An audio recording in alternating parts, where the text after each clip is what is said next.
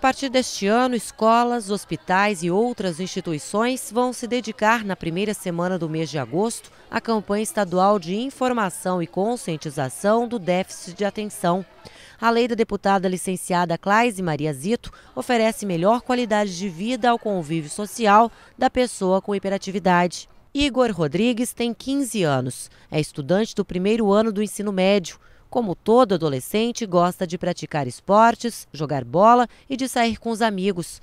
Ele nasceu com hiperatividade. Com o tempo, aprendeu a administrar o transtorno para não prejudicar a vida escolar, o convívio social e a rotina da casa. O remédio eu sempre tomei, muda bastante.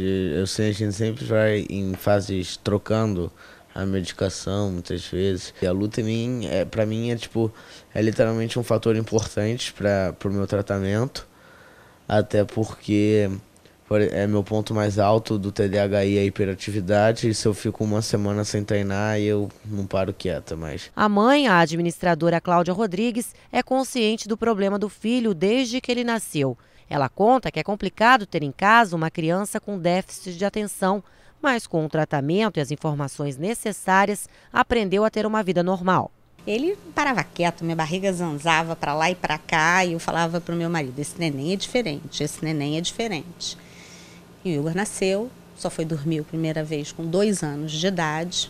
Até os 2 anos de idade ele não dormia, ele berrava sem parar. É complicado, é uma luta dia a dia, né? E o que eu falo para as pessoas que eu acho mais importante é a informação. Desde que eu descobri que os meus filhos tinham déficit de atenção, eu comecei a estudar sobre déficit de atenção, comecei a me informar. E aí a informação, a experiência de outros pais, o site, né, da BDA me ajudou muito. O déficit de atenção é um transtorno neurobiológico, genético e de longa duração. Ele compromete o dia a dia da pessoa em vários períodos da vida.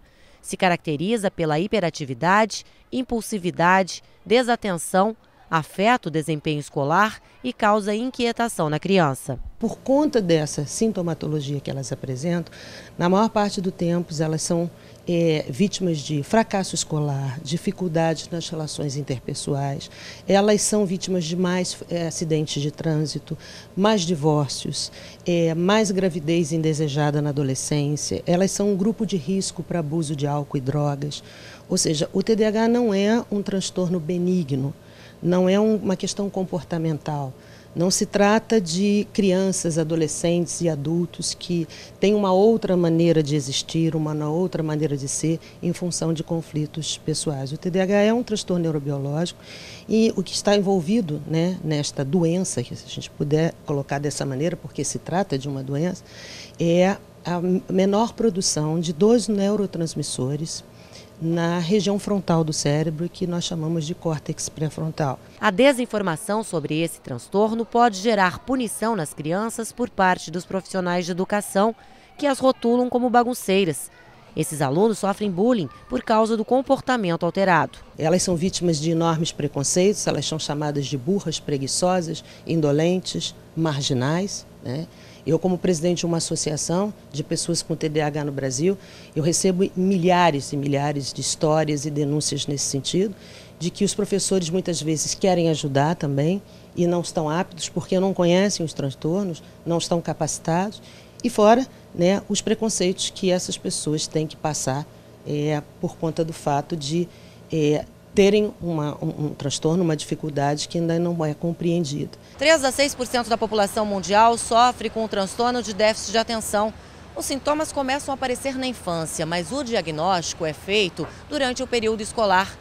Uma lei da deputada licenciada Claise Maria Zito cria a campanha estadual de conscientização do déficit de atenção para ser realizada anualmente no mês de agosto. É algo muito importante esse trabalho de conscientização, não somente em relação aos professores, mas também em relação aos pais, porque às vezes a criança tem esse probleminha, pode ser tratado e aí os pais também colocam a criança de castigo, né? E não sabem que isto tem tratamento. O tratamento do transtorno de déficit de atenção e hiperatividade inclui a informação, a medicação e os recursos psicoterápicos. A medicação faz uma parte, ela ajuda a concentrar, mas ela não torna a pessoa apta para as relações sociais, para o engajamento, né, nas demandas que a sociedade espera dela.